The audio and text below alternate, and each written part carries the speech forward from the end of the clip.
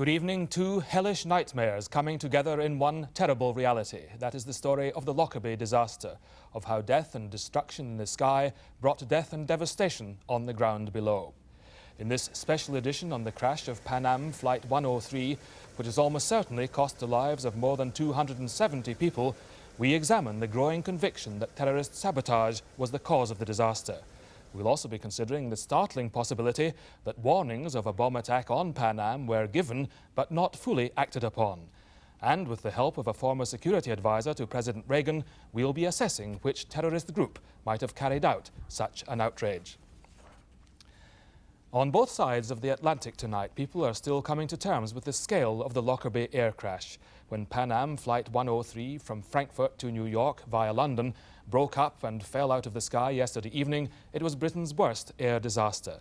None of the 259 people on board, most of them Americans, survived, and at least 17 people are feared to have lost their lives on the ground, as flaming wreckage ploughed into the small border town of Lockerbie. The jumbo jet, which had been airborne for less than an hour after taking off from Heathrow, scattered debris over a wide area to the east of the town. The cockpit of the aircraft fell in open country 3 miles away. But Lockerbie itself took the full force of the crash, as a section of the plane gouged a 30-foot crater through a row of houses. Nearby, the busy A74 dual carriageway was engulfed by a fireball. It's still not clear how many people died in their cars there. Tonight, with the search for more bodies suspended until the morning, questions about the disaster are concentrated on the cause of the crash. And there is now very strong speculation that a terrorist bomb caused the plane to disintegrate in mid-air.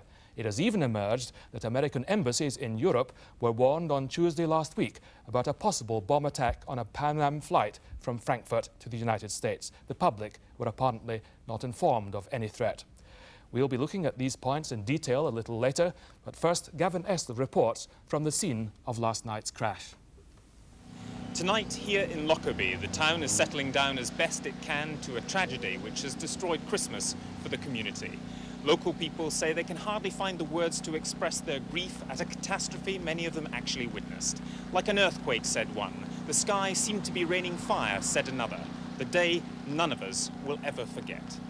Didn't know what it was, and then we rushed outside and just all this debris coming down. It came straight down, and then this great mass of flames, and I turned to run, but there's nowhere to run to. It looked like a scene out of hell. This whole road was ablaze. For their part, throughout the day, the emergency services had continued the task of making sense of the wreckage and recovering the bodies. But at dusk tonight, the 600-member specialist teams began to scale down their activities, waiting until first light tomorrow to resume again in force. The day had begun with search teams concentrating on 6 separate locations in and near Lockerbie, where most of the wreckage and bodies have been discovered. American officials and FBI agents assisting British accident investigators from the Department of Transport. On the hillsides outside the town, the wreckage was spread across fields, though the battered Pan Am cockpit remained recognizable. Both black box flight recorders, with their vital clues as to what went wrong, were quickly found, though the complex analysis of data could take weeks. The fact that the debris was spread so far and wide apparently confirmed the belief that the aircraft somehow blew apart at 31,000 feet and at a speed of over 500 miles an hour. More than 150 bodies of passengers and crew were discovered at the 6 locations targeted by the search teams, leaving another 100 bodies yet to be found. Crash investigators refused to be drawn on the question of sabotage. Whether it exploded or not, I don't know. It does seem to us, it does appear on the face of it that it had a structural failure in the air, but we won't be able to say why for quite some time. In the town of Lockerbie, one body believed to be of a passenger was discovered in the roof of a house. The Sherwood Park estate, the worst hit area, was cordoned off. 8 homes were severely damaged, almost to destruction, said the police. 13 adults and 4 children in the area are missing. Police said there is grave concern for their safety. A mains water pipe was cut, gas supplies were cut off. Many telephones reported not working. A town picking up the pieces when it should have been preparing for Christmas. There were those who tried to bring comfort to the bereaved and to display the nation's grief. Prince Andrew joined the search teams inspecting the sites of the disaster and afterwards spoke of his concern. Very difficult to have any message for the people of Lockerbie, apart from my sincere condolences for what has happened.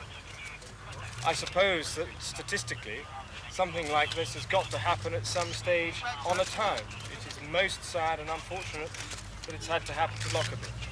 Then the Prime Minister and Scottish Secretary Malcolm Rifkin spent several hours seeing the sites of worst damage. Mrs. Thatcher told local people of her sorrow. Well, there are quite a lot of broken windows, yes, and the gardens are full. And big bit of the engine right in there. They did, Then, of yes. course, there were cars on the road as well. Yes. You know, it was a terrible. Terrible. I think the worst accident we've had. Yes.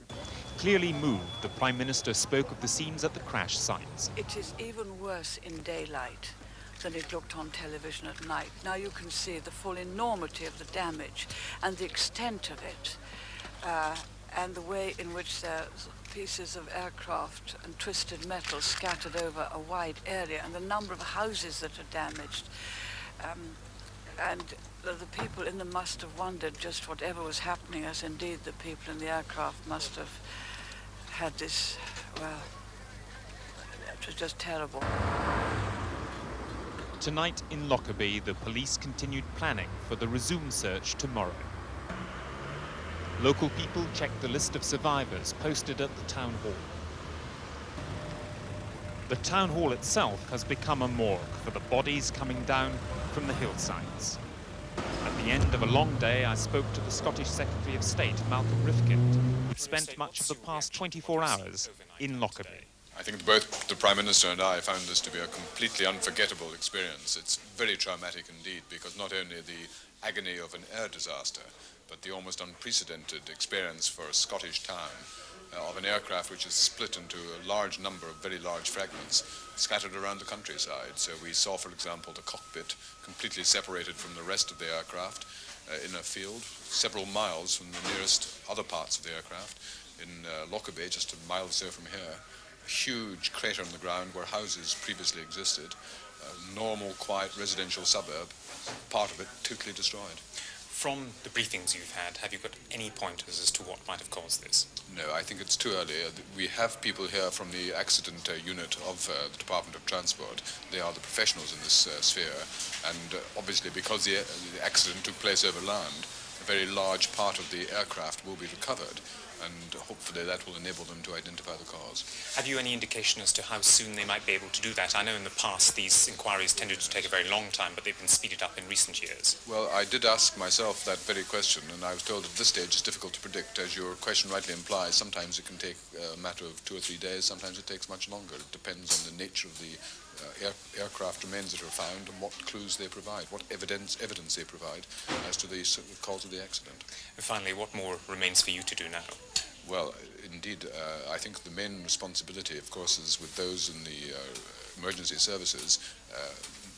The Scottish Office is responsible for the way the emergency services operate if there are incidents of this kind in Scotland, so we will be keeping a very close eye. And also, I think the important thing to remember is that for the local community in Lockerbie, there is still a major problem over many days and many weeks, because even those who have survived and who may be physically uninjured, clearly the experience will be an enormously distressing one, and we have to do what we can to help the local community, both financially if that is required, and in other ways. They will need the support of the public throughout the United Kingdom, and I'm sure they will receive that.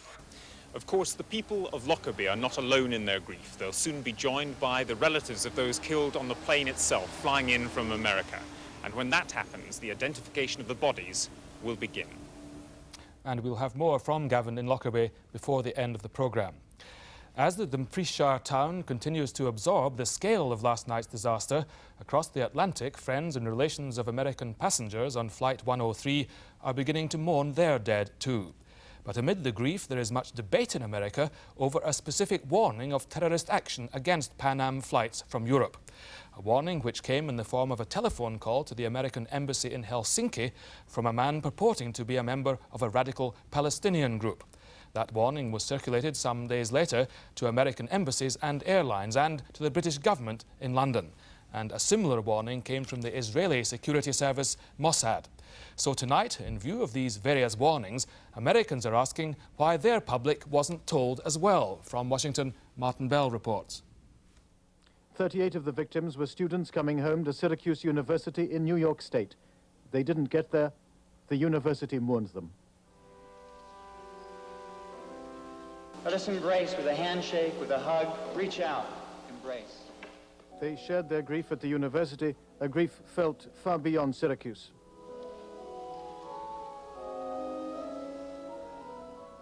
The sense of shock extended to the United Nations, where Secretary of State George Shultz was presiding over a treaty signing ceremony.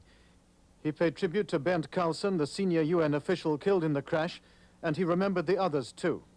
We grieve for all those who lost their lives, and we extend profound sympathy to their relatives and their friends.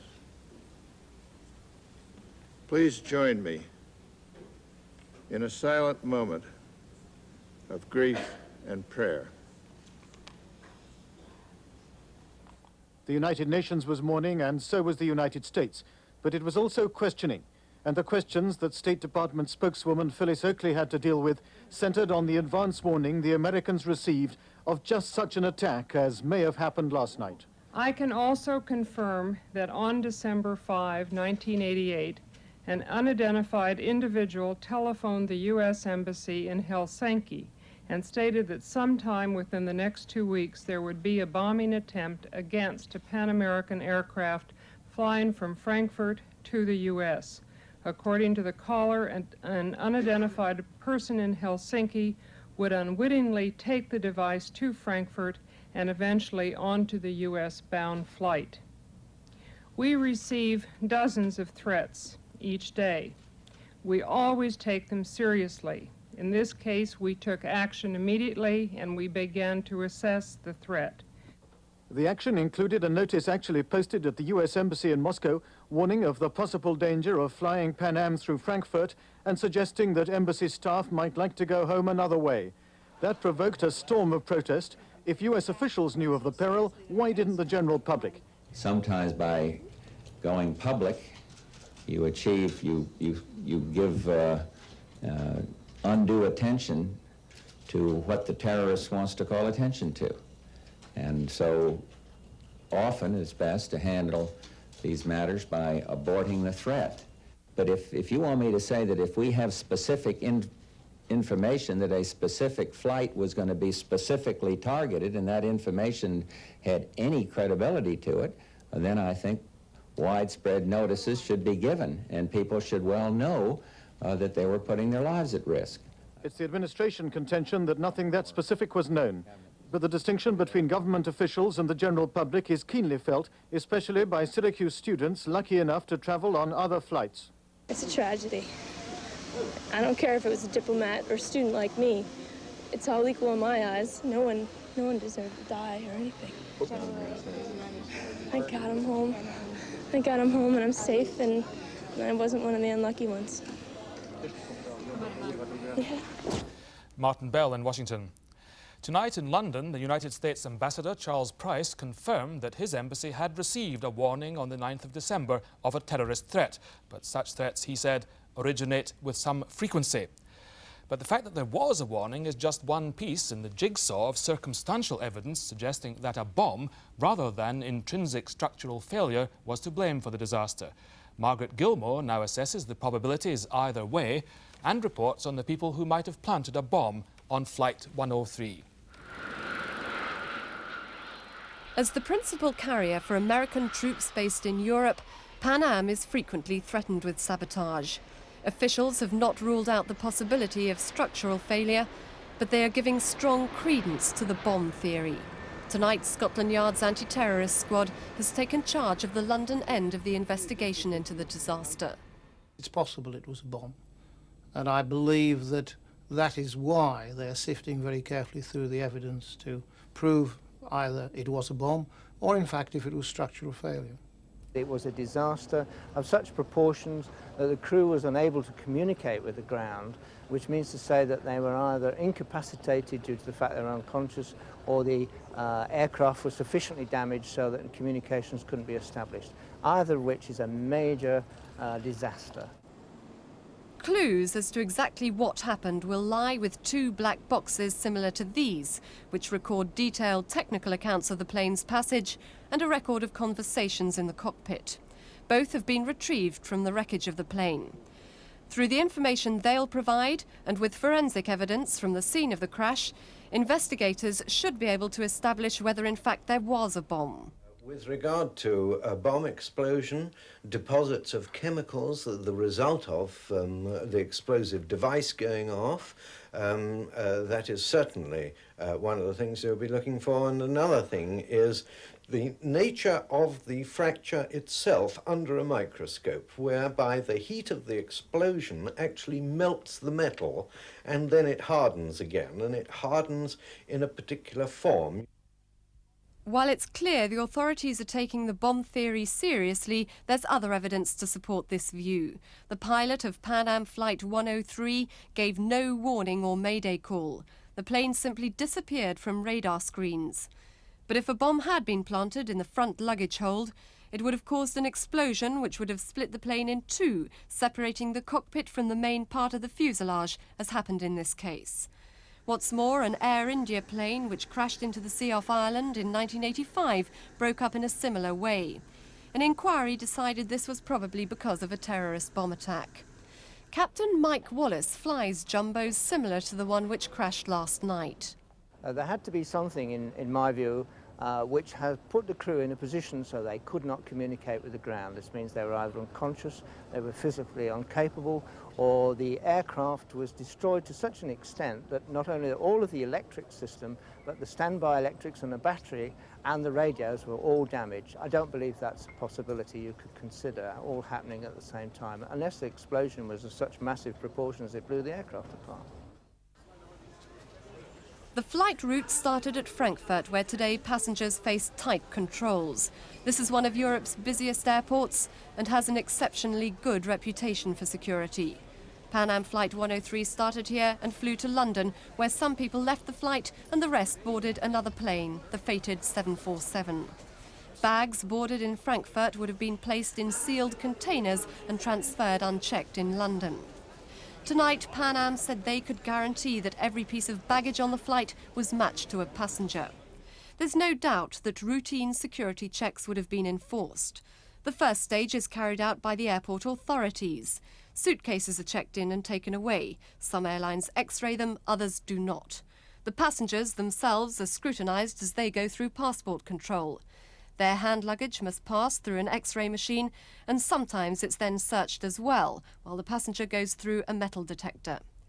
It's then that some airlines bring in a second security check. It was through these extra measures that El Al guards discovered a bomb at Heathrow Airport in 1986. There are human beings running these systems. With the stress of running a busy airport and operating in one where you have this giant flow through of people, and travel has increased and more people travelling all the time.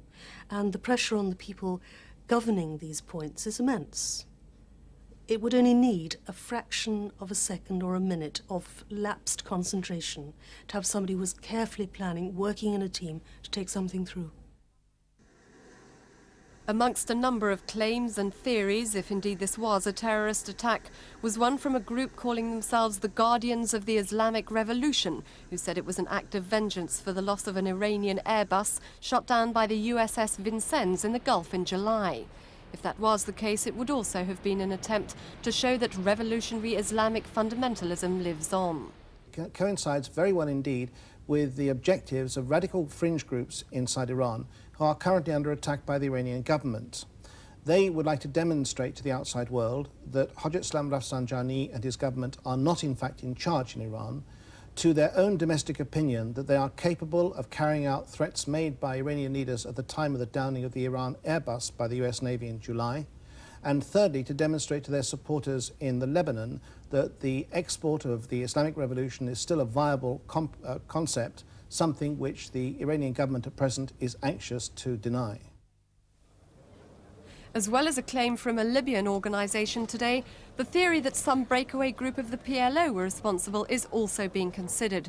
They would want to discredit Yasser Arafat, who last week renounced violence. The United States then agreed to start talks with the PLO so long as they kept their word on this. Well, the words must be matched by performance. And if they're not, why, we're back where we started. Abu Nidal is the man most likely to try to disrupt Yasser Arafat's talks with America. His group has carried out 30 terrorist attacks in the past 15 years. I think if it is a sabotage and it is connected to the recent events in the Middle East, it could be Abu Nidal. Why would they want to do that? To compromise Yasser Arafat, to show to the Arab world and particularly to the Palestinians that he is the traitor of the Palestinian cause, of the purity of the ideological revolution. And also perhaps by doing so they are hoping that the Americans would change their mind and would not negotiate with Yasser Arafat. All this speculation rests on the theory that this was a bomb. But the crash could have been caused by a structural fault. In August 1985, a Japan Airways 747 plunged into a hillside because of a faulty repair in the rear cabin wall. But there was a difference. Then the plane took several minutes to crash and the pilot had time to report his difficulties. So what are the giveaway signs of a structural fault? The most important thing to find there is the structure immediately adjacent to the fracture between the cockpit area and the rest of the aircraft. Now, the suspicion must be that it is related to trouble that was reported about a couple of years ago with the frames underneath the cockpit area, for which a major repair scheme was issued by the Boeing company and approved by the FAA in the States and the CAA in this country. As the inquiry into exactly what happened gets into full flow, passengers for tonight's departure of Pan Am Flight 103 turned up at Heathrow Airport. With tension high after the crash, security was acute. The flight was delayed for an hour and a half because of a bomb scare. But at this early stage, there are fears that the accident, whether terrorist or structural, could have repercussions for many months to come. And joining us now from Washington is Jeffrey Kemp, who's a former special assistant to President Reagan on national security affairs. First of all, do you think the probability is that a bomb caused this disaster? Well, I'd say on balance, yes. It clearly looks like it was an explosion rather than a structural fault, but I'm not a professional, but I'll go with the bomb theory. As far as the warnings that were given are concerned, do you accept Vice President Bush's line tonight that nothing specific enough was known about the credibility of this threat to sound a full-scale alarm? Yes, I agree with him on that, but where I think there is going to be a lot of domestic repercussion is the fact that a warning was issued evidently in the Moscow embassy to U.S. personnel there. Now, the fact that that warning was issued will create, it seems to me, a lot of questions here, precisely because, as the Vice President said, you get these warnings every day. And why do you think the general public were not warned about it too? Well, if you get warnings every day, you're going to completely disrupt Pan Am and TWA flights out of Europe, and that is precisely what the terrorists want, assuming it's a terrorist incident. So you have to keep a balance. The question is, should the embassy people have been tipped off? I don't believe they should have been. You don't think there's any question here of information being withheld in order to protect airline profits, slender though these are? No, I don't think so. That type of fact would always get out. It will always create a firestorm, as indeed it is tonight here in Washington. Now, who do you think is most likely to have perpetrated such an atrocity, assuming it was a deliberate act of sabotage? Right, well, I guess there are sort of three groups that are going to be speculated about. There have been, as you know, many attacks on American personnel in Europe over the years, so it could be a European-based group. It could also be Abu Nidal, in an effort to make Mr. Arafat's job a lot harder as he begins negotiations with the United States. And indeed, it could be Iranians, renegade Iranians, wanting to get revenge for the downing of the Iranian Airbus. It also could be other groups, but I would say the three I named are the most likely. And two of these were also outlined in Margaret Gilmour's report a few moments ago. Of the two main ones, the Iranian suggestion and the PLO suggestion, to which of these two would you incline? I'd incline to the Iranian, if only that the timing of the Palestinian attack based on Arafat's decision to talk to the United States would imply incredibly careful planning at a very fast pace, which I doubt is possible. The PLO, or a splinter group of the PLO, you were saying, wouldn't have had time to react to Arafat's volte-face in time for such a complicated operation? Well, of course, they may have been anticipating Arafat's volte-face for much longer and therefore could have planned it. So I'm just speculating tonight. I would say it could be either renegade Palestinians or Iranians, and I wouldn't want to bet on either.